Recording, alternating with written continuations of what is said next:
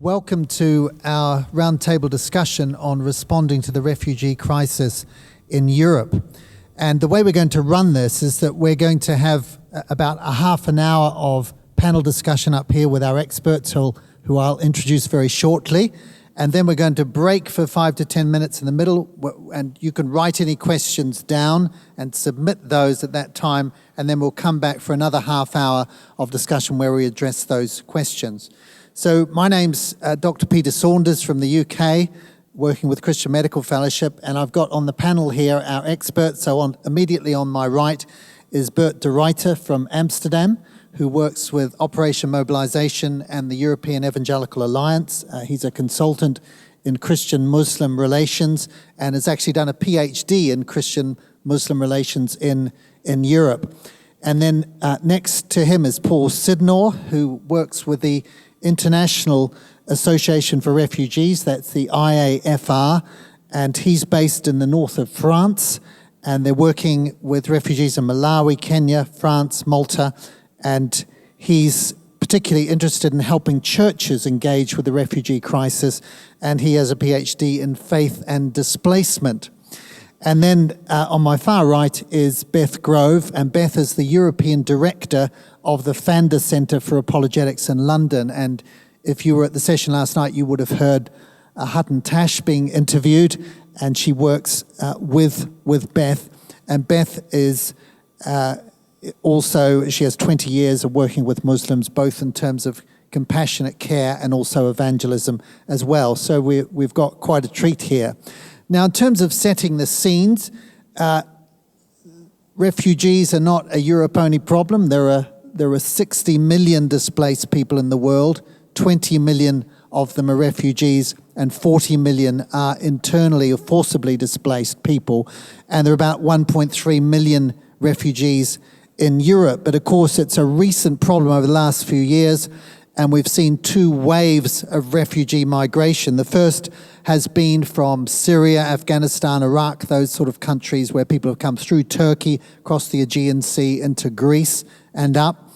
And then a second wave, much smaller, from Africa, countries like Nigeria, Somalia, Eritrea, where people are braving the Mediterranean, coming up through Italy. And so both of those streams have been operating. And countries have responded in different ways. Germany has received the most applications of 500,000, but Hungary and Sweden, on a population basis, have had a higher number of applications than that. And of course, the situation's changed in the last month or so with the deal that's been struck between the European Union and Turkey. So for exchange for billions of euros, there's an agreement to offer Turkish people visa-free travel in Schengen countries, a new scheme for resettling refugees, and along with clamping down on people smugglers. And so we've seen a drop in the numbers, which has changed the dimension, and we'll explore this later. But I wondered, my first question for the panel really, starting with the basics, what does the Bible teach us about refugees, aliens, strangers, and how we should be reacting to them as God's people? Who'd like to start with that? Beth, maybe. I think it's very biblical to respond, as we said yesterday briefly in the prayer time, with Christ's love and compassion on them. And there's verse after verse, especially even in the Old Testament, that talks about loving the alien in your land. And we know that, of course, even in the line of Jesus, if you look at his line through the Bible, there were aliens in his line that weren't necessarily originally a part of the chosen people. And so the whole concept of God's message and God reaching out to all people. He didn't just die for one group of people, he died for everyone. Jesus himself was a refugee to Egypt. So I think it's ingrained in our faith and in our word, in our Bible, to look at the alien in the land and to see as a Christian to respond with compassion, not acceptance of all that they stand for, but with compassion and with love. Bert? I hold on as well to just the knowledge that God has continually called out a people for himself. And you can trace that right straight from the start of scriptures right straight through. And we all know that. But along with that is God has given the promise that I will always be with you. And so he has called out a people, but he's also gone with them. And so to me, that's a very big part of this issue in the scriptures, is that it's a way that God calls a people to himself, and that he fulfills his promises of his presence being with his people. Several things. I think in the Old Testament, the people of Israel is reminded that they were aliens themselves, and that's why they can understand the mindset of the alien. And that's, I think, something that as a Christian we are realizing we are aliens on earth. This is not our home. We are not Europeans in the first place. We are citizens of heaven. And secondly, I think Paul in Acts, I think it's 20, speaks about God creating mankind out of one person, and also designing where they should live. Actually, it says very clearly he has assigned people where they should be living. So even within the scheme of how people movements are taking place, it's good to remind ourselves that he is in control. And actually Paul continues that conversation, says, well, in order for these people to search for him, to seek for God. So it's kind of interesting that sometimes the people movements that God seems to be maybe installed because of economic reasons or whatever reasons, in the end are used by God for people to search for him. Many Christians and Europeans see the refugee crisis as a threat, but should we be seeing it as a threat or an opportunity? And if it's an opportunity, in what way is it an opportunity? Who'd like to tackle that one? Go on, Paul. I hesitate to answer first because I would like to say it's neither a threat nor an opportunity. But to me, I see it as this is God's plan. This is God's mission. This is the way that he is building his kingdom. And he's using the suffering that displaced people go through to show that he is much greater. He's sovereign over this. He is provident in the midst of this. And so for me, mission among refugees and reaching out to refugees, yes, it's an opportunity to share the gospel and to share the love of Christ, but more than this, it's the opportunity to be faithful in my own walk and in my own calling to serve the Lord and to follow his example, which has been to love the stranger. Could it be also that it's both and? With Christ, it's not a threat. But without Christ, I think it could be really a threat, in the sense that with Christ we have a solution, especially as Christians. But if you don't have Christ and you see waves of people coming into the land, especially people who hold a very strong ideology that could fill a vacuum that has no real, in a continent that doesn't have a strong faith, then you could see the threat. But if you have a strong Christianity and you have a solution and you're proactive in taking that solution to the millions coming in, many of whom are Islamic, many of whom are Muslims, then I think it's not a threat. So it all depends, I think, if it's a strong Christianity or not.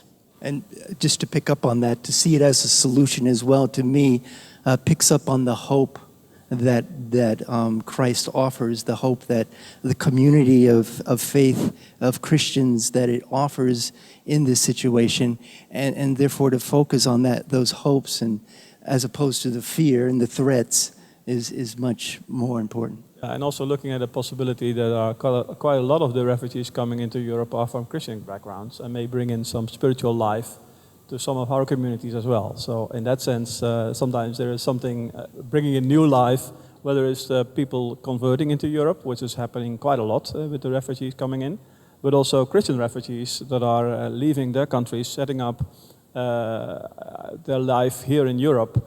And most of the most vibrant churches across Europe are usually the non-European churches. So this is also something as a hope for our continent.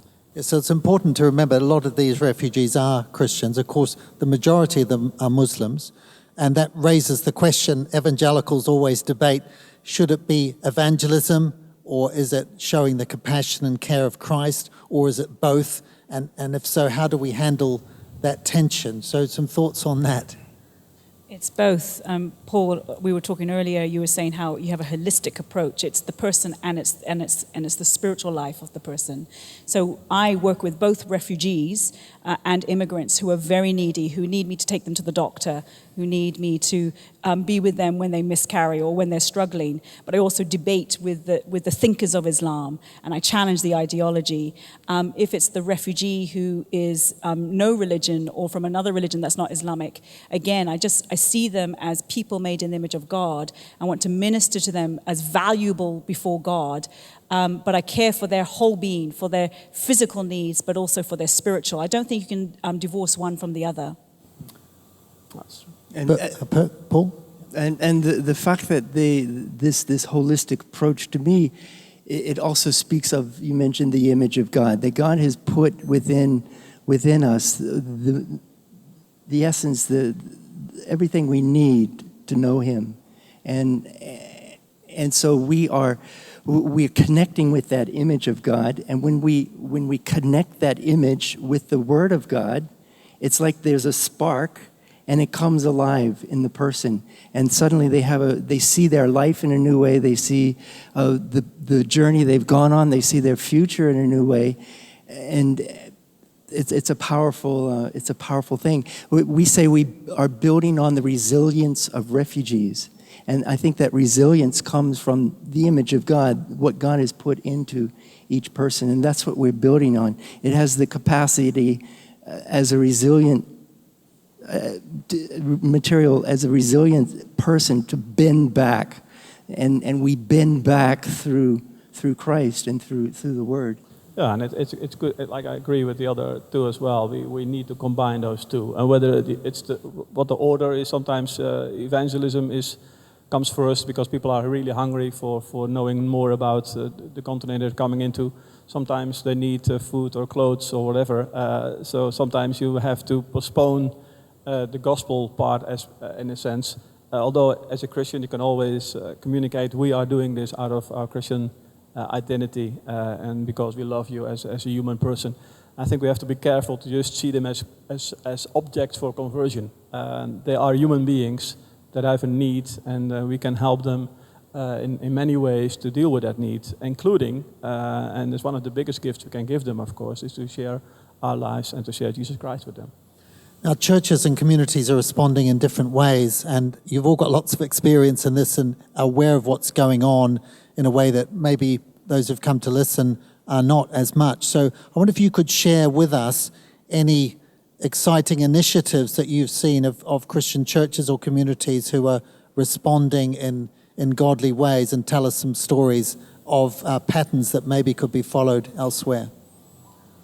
I work in northern France, and the Evangelical Alliance in northern France in this last year and a half has established a platform as a way for the churches to connect on these issues and to coordinate together, because what has been happening is a lot of refugees who enter Europe then will try to reach the UK, and they come to northern France and they get stuck there, and there have been as many as 7,000 or 8,000 probably in Calais and Dunkirk and that whole region. And they live in dire circumstances. And so churches from the UK and from other parts of Europe have been coming, and the efforts have been totally uncoordinated. and so this effort by the Solidarity platform has been really important in order to help bring some stability, some coordination to this effort, because we as churches have very limited resources, and it's very important to put them in the right place at the right time. And mostly people are thinking we'll bring clothing, we'll bring food, but there's a whole lot more that needs to be given besides that. As one of my colleagues in the Netherlands got in touch with a refugee who actually came to the town where he lives.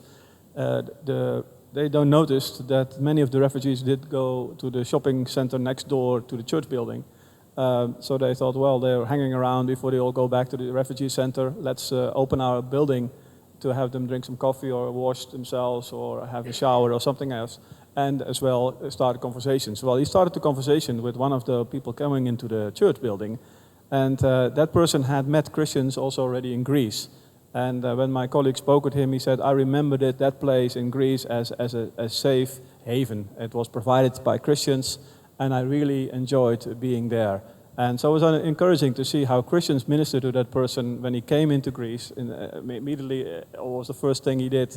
He met with Christians, and then all the way months later, he met another Christian in the Netherlands, and basically picking up, collaborating in a sense, without knowing each other, of how to minister to refugees in the name of Christ. Beth? Yeah, there's an interesting story of one of the receiving countries, I won't say which one, where there was a group of churches that came together from many different denominations. And this group of churches had said, we're going to minister to their felt needs, but we're not going to evangelize them. And that became a policy. There was this couple who were a part of that, and they said, no, this is not something we accept.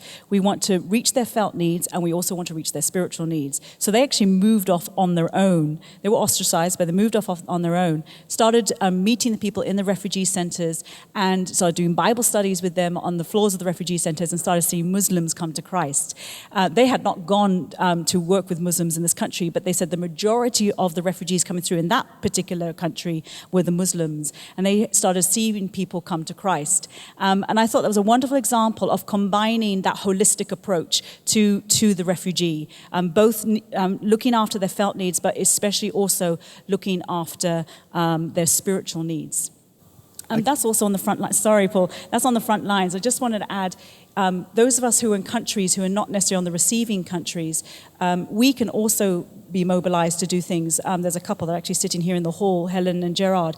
They have opened their house to a refugee who's become a Christian because the church was not ministering to refugees who became a Christian. You have these young men who fall through the cracks, and the church doesn't know how to disciple them. And it takes Christians in any of the countries in Europe to open up their home, to sacrifice their lives, and to invest in the lives of these refugees, be it Christian or non, but especially for those who come to Christ who lose absolutely everything. And that's just an example of not a couple that are missionaries, but of just a normal Christian couple living in Europe who have opened up their home. Thanks, Beth. Paul? I can give one more example. In Lille, in the city where I live, there's refugees living on the streets, and about 80 to 90 of these are minors who are requesting the right to live in France based on the fact that they're not 18. And so they were living in this one area of the city, and the local officials went to the local church, the Baptist church in that area, and asked them, is there anything you can do? And so the church began to take these guys in and let them open their doors, and they would sleep there at night, and then they would leave each morning and be on the streets during the day. And this went on for some months, and then the other churches began to work together with this church to provide food on weekend nights when the other agencies were not giving food. And so they were coming and getting involved in the issue. And after about a year, the Baptist church was actually able to pull together a whole community of people, even outside the church, from the whole neighborhood, who were cooking meals in other ways. And I came to this meeting, and there were maybe 60 people who were coming to discuss these issues, of citizens from Lille, church people, non-church people, all around this issue. And so it was a great example of how the church is also reaching the local community as well through this issue. Of course, there's a much bigger picture here too of the crisis in the Middle East with ISIS generating this huge flow, and what's happening with a lot of totalitarian governments, and the march of Islam too in Africa, which is fueling the flow across the Mediterranean. And people have talked about a political solution to the whole issue, but of course we know that sovereign governments are instituted by God. They're put here, they're under his authority to act for the protection of citizens and to care for people who are vulnerable and marginalized. But it raises the question, what's the government's role in all of this, and what's the church's role, the Christian's role? And can we clearly define those? Are we tempted perhaps to be doing the government's job, or the government's trying to do a job that only Christians can do? So some thoughts on that. We had a really good discussion in the network meeting on this, and one of the points that was made was that the government needs to do its job and to enforce its laws, and we have laws set up. We have processes and laws in place to protect society and to protect people, and these things need to be upheld. Refugees are fleeing for protection, for security, for peace, and they understand these issues, and the majority of them will come together and say, yes, this is what I want. I want to obey these laws. I want to follow these laws. And so the state, I believe, needs to be about making clear to refugees and newcomers, this is how we live, and this is how we function. These are our laws, and they need to enforce those. That's one thing. And like in Germany, actually, some of the laws are being new laws. They've been implemented to help the refugees say, okay, you can stay as long as you abide by these and these rules. I think that's the responsibility of the governments to make sure that people abide by the rules we have made for ourselves. And of course, well, Romans 13 and 14 speaks about the role of the government and the role of Christians. We are called to love our enemies, to pray for those who persecute us, to love those that hate us. That you cannot call the government to do that kind of thing. That's not their role. Our role is very different. We can love the refugees. We can welcome them. We can show them everything about us with grace. The government has a totally different role, and I agree that often Christians begin like acting like little politicians sometimes, and in the way we talk about it, the way we think that things should be done. And if we can stay away from blurring the two roles, I think it would be a lot easier for all of us, I guess. So Christians can try and do what is really the politician's job, but does it work the other way around ever, Beth? Do you think the government ever tries to do things that actually only the church can do effectively? Well, there is movements that are supported by the government. It's not so much to do with the refugees, but immigrants and refugees are involved in this, I suppose. There's a program in Britain called Prevent, which is looking at the radicalization of Muslims. Of course, that's going to be growing because some of the refugees coming in are not genuine refugees. Some are very genuine, some are not. And we have to be wise as we grapple with that. But the government has this program where it's called Prevent. They're trying to stop the radicalization of immigrants and so on.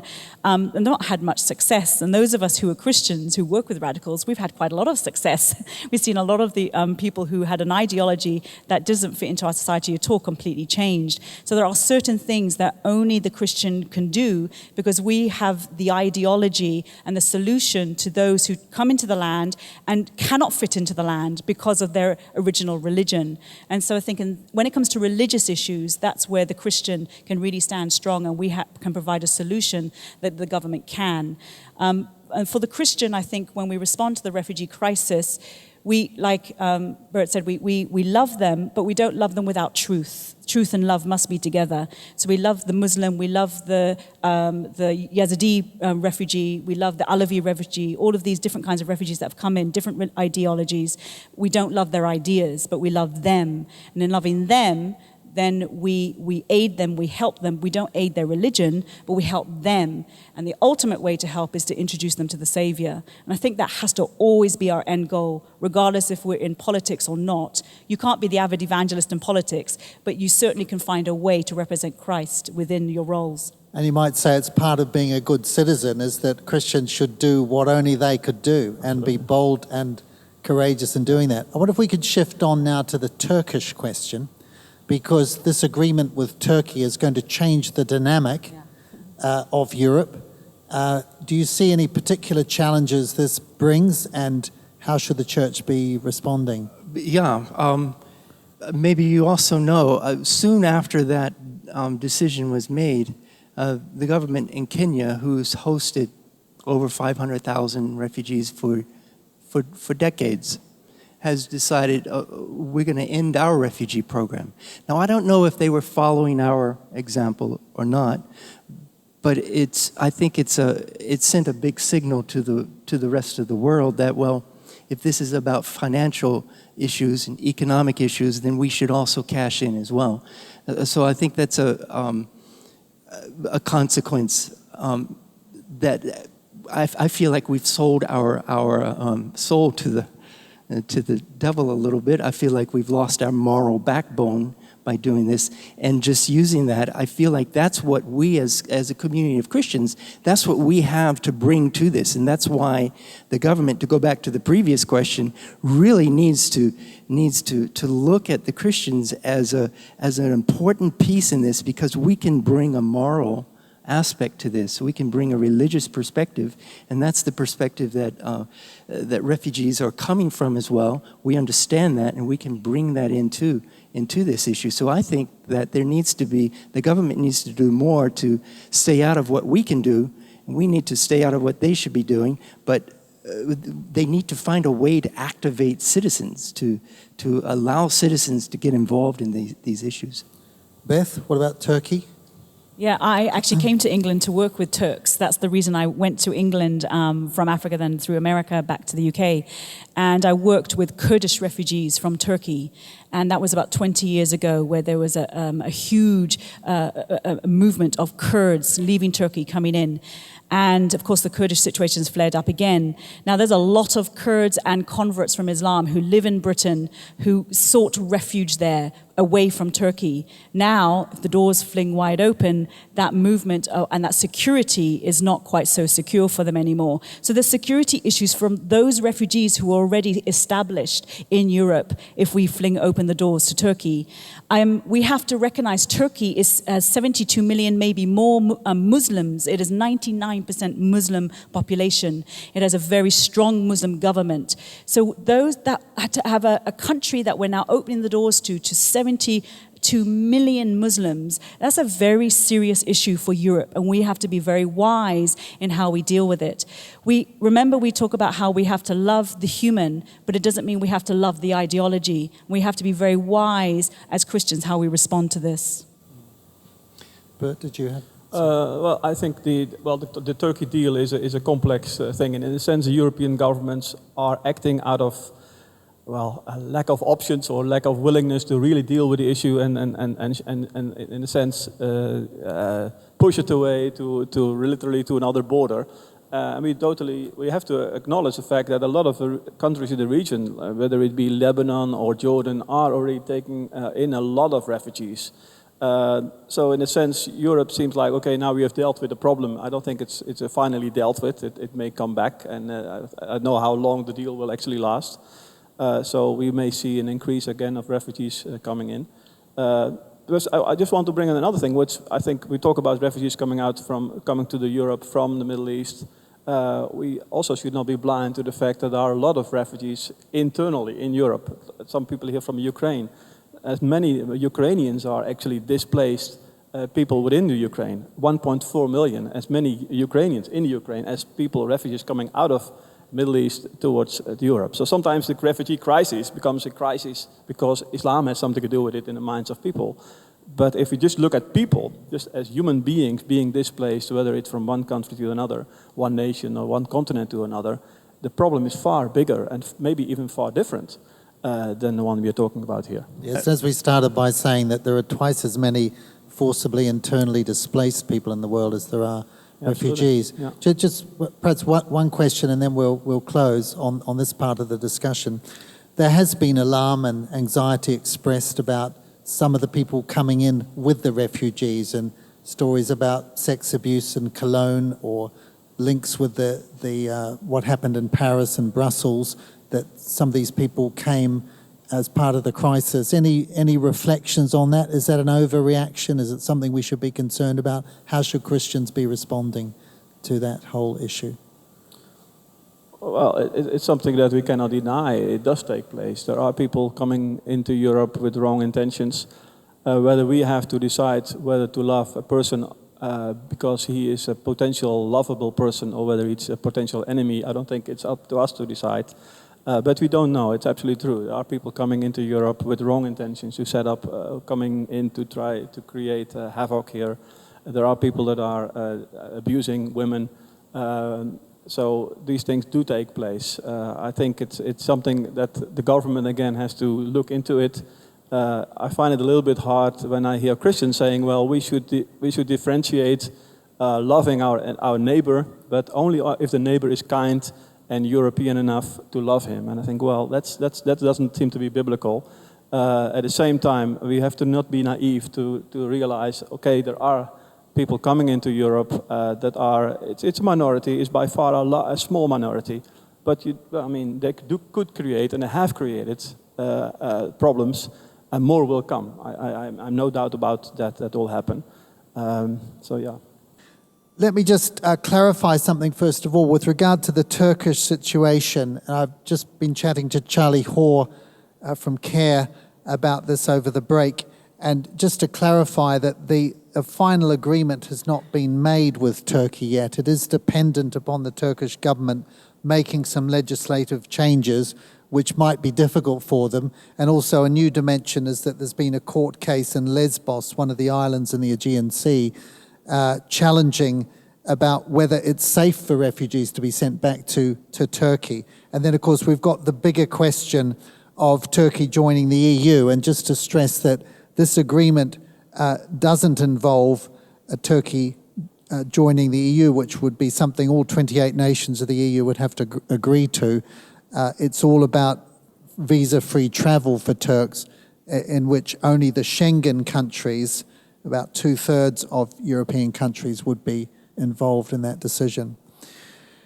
So, first of all, the first question we've got for our panel is, are there ways you've seen your national governments or local governments invite the church to assist? Is the UN and our national governments open to this, or are they stopping the churches from assisting because of wanting to stop proselytizing and what might come with it? So what kind of response have you seen from national governments to the church? I gave the example in Lille of the community officials there approaching the church. Where we used to live and work in Austria, there was in Reuter, a small village, and the local church there reached out to the refugees, began visiting them and doing things with the kids, teaching language. And a refugee said to me in one of the meetings, he said, I've been here for 3 years, and this is the first time that anyone has noticed us or visited us. And the community also saw it as well. And so they called a kind of roundtable together with the priest and the mayor and the church. And the church said this was the first time that they were on the map in that community.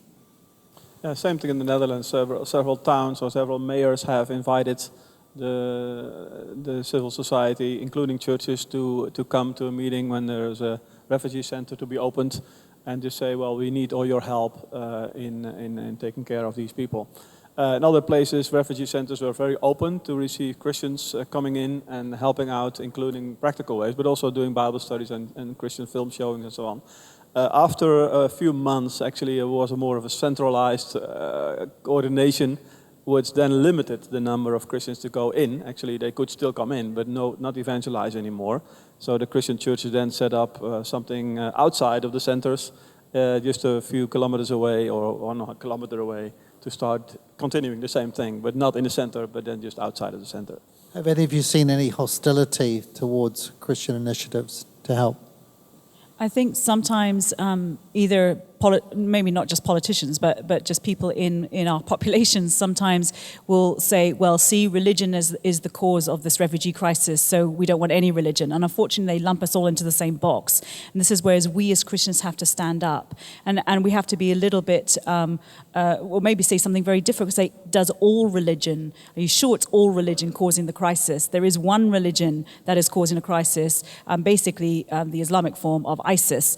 And I think it's right to point that out. So we as Christians have a responsibility to speak up and say, does Christ teach us to treat people like ISIS is treating people, and help them think that through? It's not all religions. There is one religion causing a problem here, but that's a point where you can start being an evangelist, start bringing in the truth and start challenging false ideas. So I think we have a responsibility to challenge an idea that does permeate through a lot of European minds, that religion is the problem. Religion is not the problem. There is one religion at the moment that is causing an issue. And I think we need to be upfront about that. Now, there's a bit of frustration expressed from the floor that you all three of you seem to be agreeing on everything. and one question that's come up strongly, 3 different people have raised this, is the financial implications on a huge wave of refugees coming into Europe and descending on countries, many of which already have huge financial problems, and maybe disproportionately on some of the countries in southern Europe which have particularly struggled. So how can we respond to these problems when countries are already spending and don't have enough to spend on housing, welfare, education, health for their own people, let alone other refugees coming? And should we be letting vast numbers in to swamp existing systems? And that's a very real fear felt by many people, and some Christians would share that fear. So how do you respond to that? Well, I mean, this is an example in point that I think the question is the question: is it a question that the church should address, or is the question that the government should address? And I mean, it doesn't mean that we don't have an answer, but I don't think we should. I mean, we should be the ones answering the question. It's a question that the governments need to deal with. It's something that they are dealing with, sometimes not very well. I have to be honest about it. They try to have the quota dividing up the refugees among one another, which didn't really succeed very well. I find it hard as a Christian, as a local Christian leader, to answer. For me, is I can see it on the ground. It seems unfair that if you are unemployed and trying to make ends meet, that a refugee comes in and after a few months seems to be living in a house, rented house with all the furniture provided for. It doesn't seem fair. In that sense, I can understand the sometimes the anxious feelings. Nevertheless, I still want to make a distinction between the role of the governments and the role of the church in this one. I guess some people might say that, okay, we're not politicians, but we all have a vote. So should we be, as Christians, voting for parties which are wanting to restrict immigration and respond to the refugee crisis in a different way? Sure. Any thoughts on that? Just to be clear, it's not that all of us want. I personally don't think it's right to just fling open the doors and have everyone come in. But the fact is, lots of people have come in. So how do I now respond to a situation that has happened? There's that Christian response. We do love the immigrant, we do love the refugee, but there's also wisdom. There's wisdom for our countries and for the next following generations.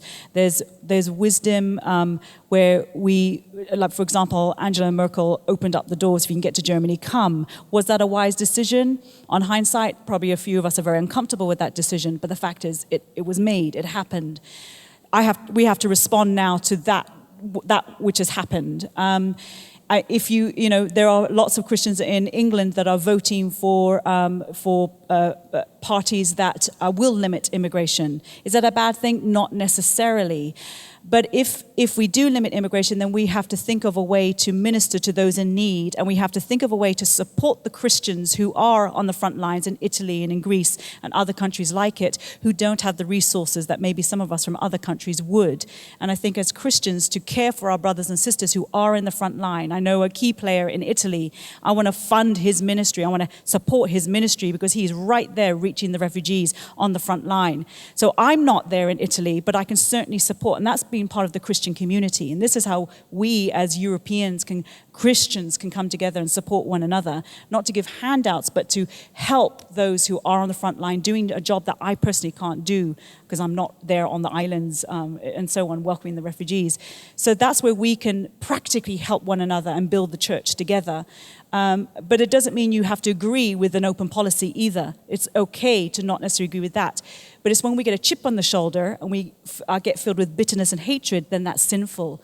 So it's how we're responding to the situation, a very difficult situation that we're in. And yes, it's okay to vote if you want to vote, but never with hatred and never with bitterness.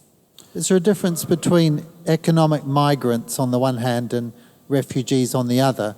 And how easy is it to tell the difference between them? And should we be responding to the two groups differently? I think that you'll have refugees that are probably economic migrants, but you'll also have economic migrants who come out of situations that are equal to being refugees, and so these are issues that's really difficult and complex, and something that I think is very difficult to understand or to make a decision on. But we have a process. We have an asylum process in place for officials to make those decisions. And I think we need to have good monitoring of that process to make sure that they are doing it in a fair and just way, and that those, for example, who are Christians, who maybe have come for economic reasons, and they become Christians, and suddenly they have refugee reasons for not being able to return.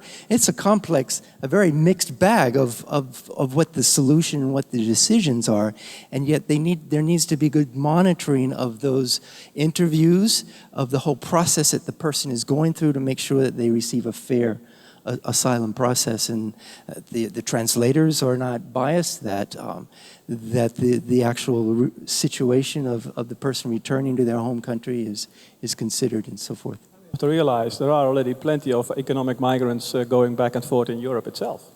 How many of Eastern Europeans are working in the western part of Europe? They are economic migrants. So is that a problem? So in that sense, I want us to look at it from a European point of view. How often are we economic migrants when we move out of our cities into our suburbs?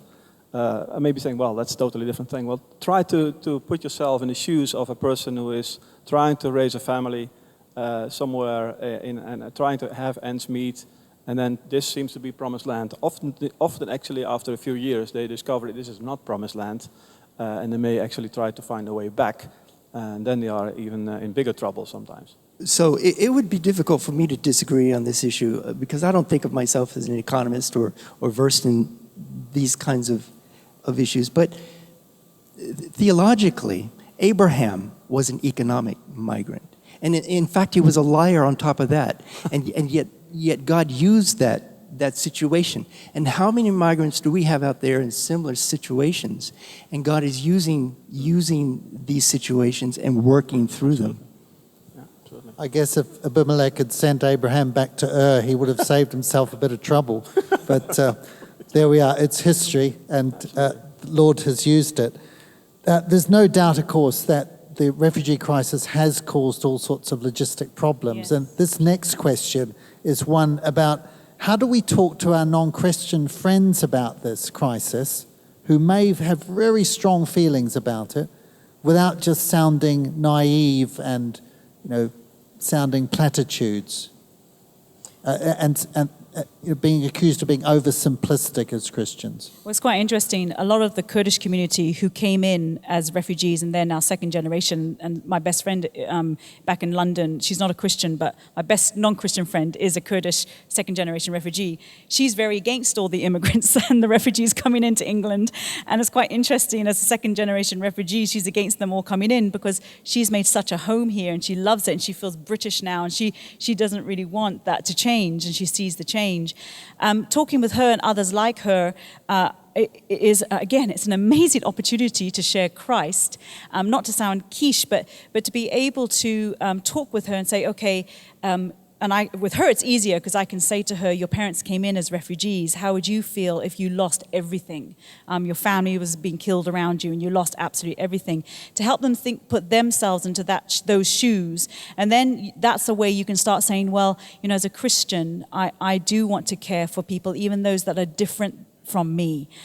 Christ cares for those who are different from him, and so I want to care for those who are different from me. And you can really weave the gospel into those conversations. So again, I think this whole situation, it's not a good situation. Having this refugee crisis is not good. It's made all sorts of complications for us, but we can always turn it for an opportunity for the gospel. And I think ultimately as Christians, that's how we have to keep responding to it.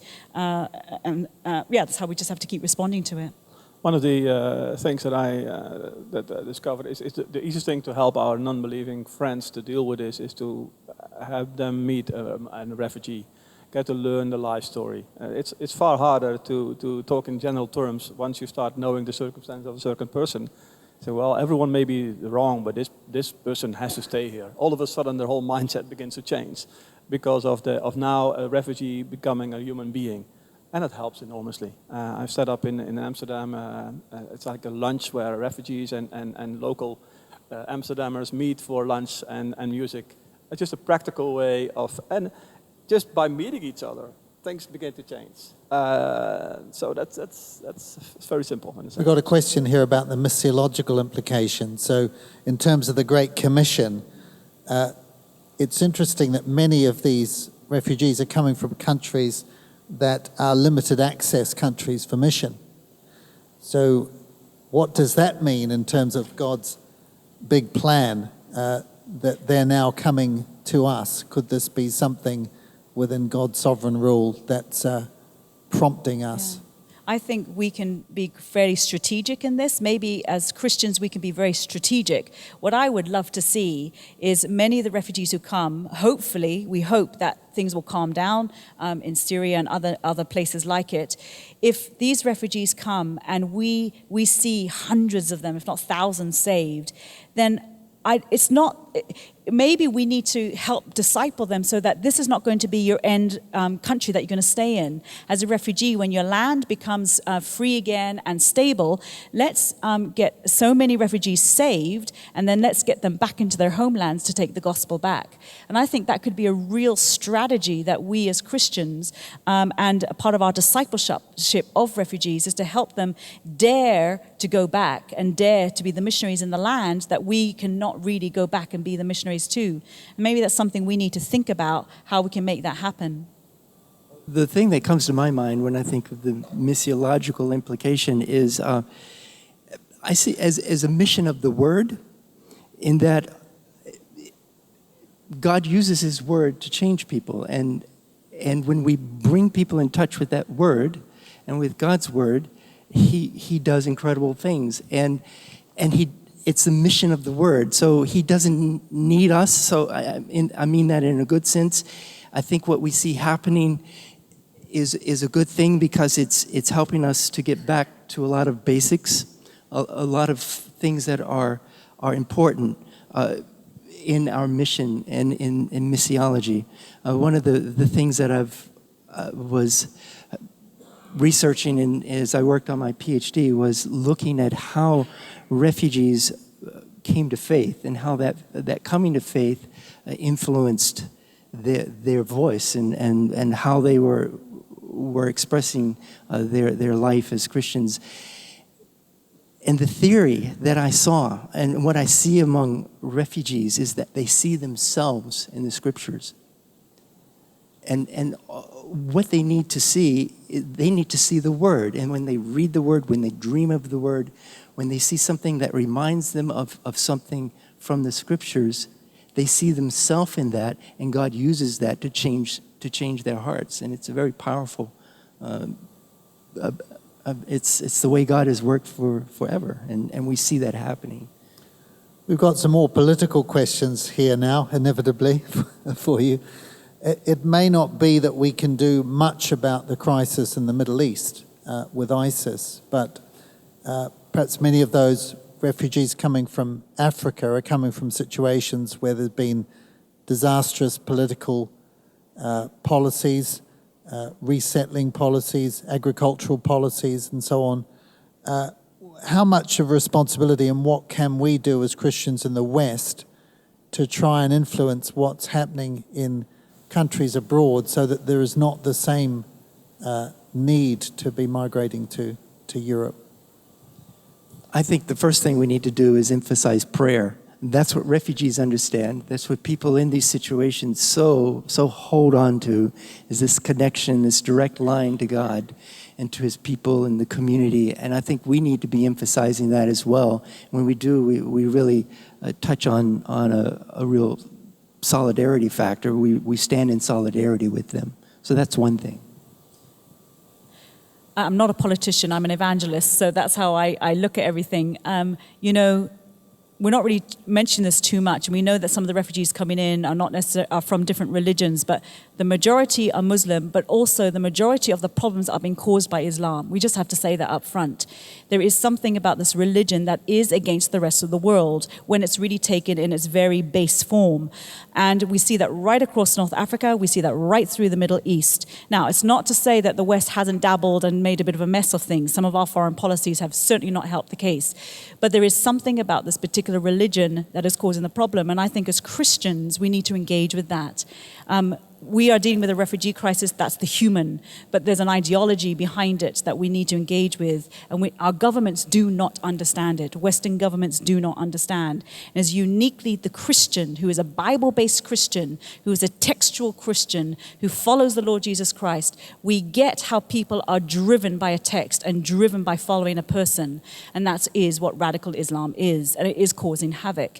So I think, again, as the Christian, we can, if we somehow try help those in government, those in policy making, to understand, folks, you as a secular person maybe can't understand what it is to be driven by a text. But me as a Christian, I do understand what it is to be driven by a text. Let me help you explain what is motivating some of the problems in the Middle East. Maybe if we begin to understand it, we can start to deal with it in a slightly more intelligent way. The comment was made that our people on the panel are in agreement mostly. I disagree with my sister here in some ways, because I think we have to be careful to just point the problems into an ideology as Islam, as if everyone coming in holds on to the core of Islam. A lot of the victims actually of radical Muslims are Muslims themselves. They make no distinction between Christians, Muslims or whatever. So in that sense, I agree, radical Islam is something that we should be careful about. Islam as such, or people, I rather talk with people, Muslims as individual people who happen to practice a certain religion in a certain way. Some do in a more traditional way, some more in a liberal way, some more in a moderate way. There are at least 15 different expressions of Islam found in Europe. And we need to differentiate. I think one of the things I find Christians do is we put all the Muslims in the same basket, and that's not the right either. As we don't want to associate ourselves sometimes with so-called Christians. If the guy from Norway blows up, a lot of young people in Norway, we don't refer to him as being a Lutheran or a former Lutheran. We just say he is a Norwegian.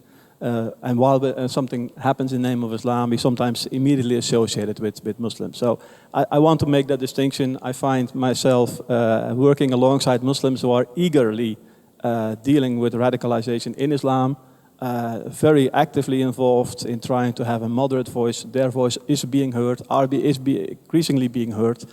And as Christians, we do well to allow the variety of opinions, the variety of the ways Islam is being expressed in Europe, to enter that our minds and not have the media portray just one aspect of it and believing that this is the only way Islam is being expressed in Europe. It's not the only way as it is being expressed, and also nor now nor in the future. And I would also add to that, I stand with you, but I find that in working with the officials here, we walk on really delicate ground. And if we were to go, and we have to work with gatekeepers, and if we were to go in with an evangelistic, oppositional kind of approach into a camp, the gatekeeper would close the door on us.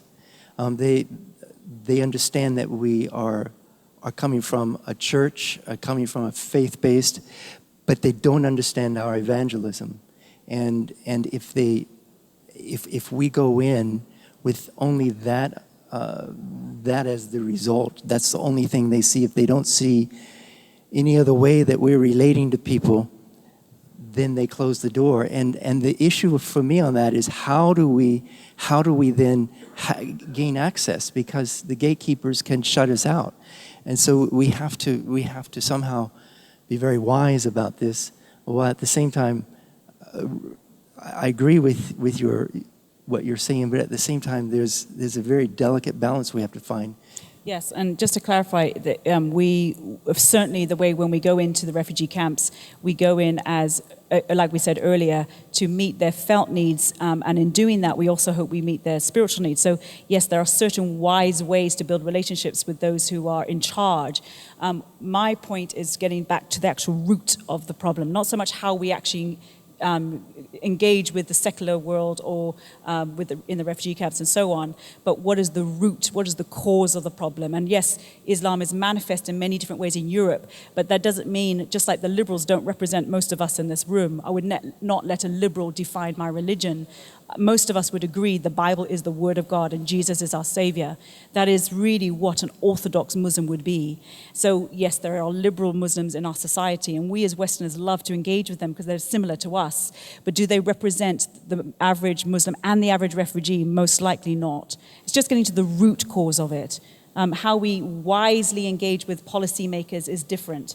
But what is the root cause? I think Islam is at the root cause. We've got some questions here on radical Islam, you'll be delighted to know. So this one, how do we reach out to radicalized Muslims of the ISIS variety when they hate Christians and would cut off your head if they realized you were a believer? Well, my whole team is ready to have their heads chopped off, so we know that might well happen, and most of us will probably meet and end up in the grave quite early. Our team works with radical Muslims. That's one of our passions. We study radical Islam. We debate radical Muslims. Both, when we say radical, we're not talking about your terrorists necessarily. That is that wing. Extremist, if you want to call them. I don't like calling them extremist. I see ISIS as the closest to what I see written in the Quran. It's not to say that there's not moderate Muslims. There are, but ISIS does, if you read the Quran, ISIS is the most logical conclusion of what would come out of someone who follows the Quran and the life of Muhammad. So the way we engage with radical Muslims, we probably get them before they start chopping our heads off. We debate them. We engage those ideas. And we've seen Muslims who are radical or come from radical families come to faith. And they become a radical Christian. A Christian who really does believe in the roots of their faith, which is what a radical is. So you engage the ideas. I do believe, not as a Christian here, but talking as our governments, it is right to stop an evil force. And if it needs the war, and Romans talks about that the governments police, if you like, the world, it is right to stop a very evil force like ISIS. It is evil. And it is damaging for the world. So if the politicians want to raise up and they want to use the army, then I think there is a place for that. But that's not my role as a Christian. I want to get them saved. And so in London, where we have many radical Muslims, we are seeing them come to Christ by simply debating, engaging their ideas, and just meeting them head on before that form of Islam begins to take further root into our society. It's a little bit dangerous, but we have to do it. Here's another political question. What does the panel think about fences being put up in between some of the southern countries of Europe and some of them with razor wire? I don't think it's addressing the issues. I think it's keeping the issue out. It's not necessarily addressing the issue. No, I think it's often fear-based. And of course, it's understandable. I was in Hungary a few weeks ago. I mean, it's understandable. Most of the refugees actually who want to come to Hungary don't want to stay there. Anyway, in that sense, but it's kind of the mindset, the climate in the country, particularly in some countries, is often so fear-driven. I tend to disagree. I want to pick up on what Beth said about ISIS being the only way or the core way that Islam is being, or as the Quran is being read. There has been a public open letter by 80 Muslim scholars from different parts of the world, from different aspects of Islam, who actually point for point addressed ISIS key issues and saying, on this point we disagree with our interpretation of the Quran, on this point we disagree with our interpretation of the Quran. I think, we have to be careful. I agree with you that ISIS is a dangerous thing. I disagree with you that ISIS represents the core of Islam. I don't think it's true.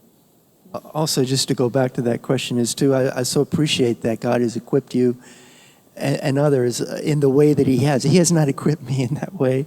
But one thing that I do in working in this kind of setting is I take a Muslim background believer with me. And I take them with me and I take my lead from them. Yeah, absolutely, yeah. We've just about run out of time. We've got a comment, and I'm afraid we didn't get to all of your questions. I've left out a few that were not directly relating to the refugee crisis that maybe we can come back to in discussion afterwards, and do feel free to engage the speakers. But there's been a comment here about, not a question, about resources available, and saying from a pastor here in Georgia that the Crescent Project has very simple, reproducible training for small groups and churches that can be easily deployed across the churches in Europe. And this tool called Bridges, he's found, has been very useful. But perhaps in closing, if I could ask each member of the panel, are there any resources you'd like to point people to, study guides, information, things that they could pick up or find easily that would help them engage more deeply with this issue? But this is a little brochure that the European Evangelical Alliance produced. Europe's refugee crisis, what to think about it. We have plenty of copies with us here, so you can pick it up if you want. It's free. I did work on a course myself. It's called Sharing Lives. It's helping Christians to overcome their fear of Islam and engaging and sharing their lives with Muslims. That has been translated in 12 European languages.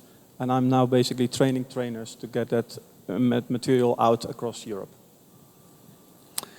Yes, I would also point to the European, the EEA website, the European Evangelical Alliance website. They have a dedicated page to the refugee crisis, and you can go on there and click under resources, and they've collected lots of resources from across Europe. There's also the Refugee Highway Network that has a resource page, and you can click on that. Coming up in June 19th and June 26th is the World Refugee Sunday, one of those two Sundays, and there are resources on there regarding that. And then my own organization is really, we're putting together a training as well, really helping churches to look at how they can best, besides just dropping off clothes and food, how they can best address this issue and work from their strengths.